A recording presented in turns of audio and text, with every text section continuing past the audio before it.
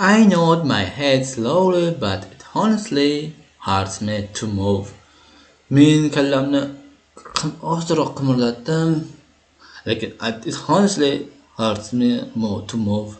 Va meni qimirlatishga, harakatlanishimga og'ritardi, xalaqit berardi, og'ritib. Still, I managed because she's here in Kansas City. Hali ham lekin men harakat qilardim. Manage degan bu yerda harakat qilib intilishga qilyapti ma'nosida. Because chunki she is here in Kansas City. Chunki u Kansas Cityda edi. Demak, ayol bu yerda emas ekan. She moved out of town last week when she got an incredible job opportunity in Oregon. U shahardan tashqari ketgan edi o'tgan hafta.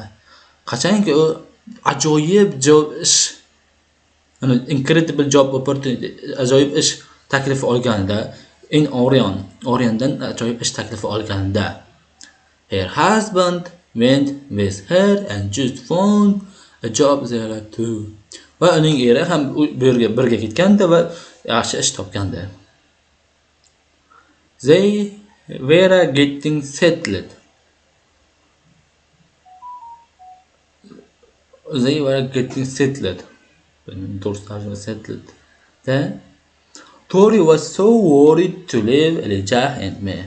Tori juda qayg'urgandi Elijah va meni tashlab ketishni haqida o'ylaganda. She almost turned the job down va birdaniga deyarli ishlarni tashlab bo'lgan. But I told her I'd be fine. Va men lekin unga aytdim. Men yaxshi bo'lishini aytdim. Yaxshi bo'laman dedim. And that Elijah, my sweet 6 years old son, va bu Elijah men asal 6 yoshli farzandim would be okay too. Yaxshi ham bo'lishi mumkin. Said helped me to take care of him since his mother died 4 years ago. Va uning onasi menga yordam berdi. Unga yordam berdi o'g'limga. Qachondan beri his father. Uning onasi 4 yil avval o'lgandan beri bizning oilaga yordam berdi. Unga yordam berdi. Voy. Elijahga. She was so damned worried. U juda ko'p qayg'uradi. Damn worried. To'sqo'poroq so'z. Damn degan so'z. And I promised her. Va men unga va'da berdim. She went back and for so many times, but qaytdi va juda ko'p marta to'lmatana ko'p qaytdi. But I knew she really wanted to go. Lekin to'g'risini aytsam, u ketishni xohlashini bilardim.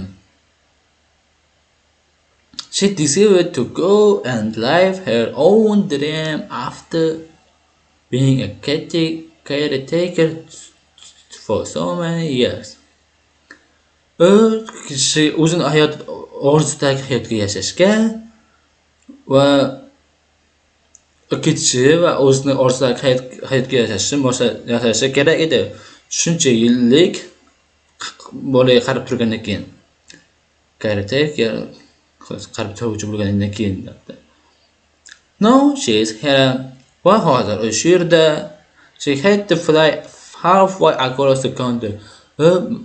Shahardan yarim kilometr yarim uzoq joydan halfway across the country shahar uzoqda bo'lish kerak edi.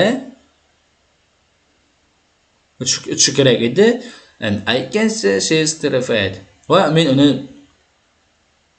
qo'rqqanini sezib turardim. That she is blaming herself already. Mana shu o'zining ayblayotgani edi.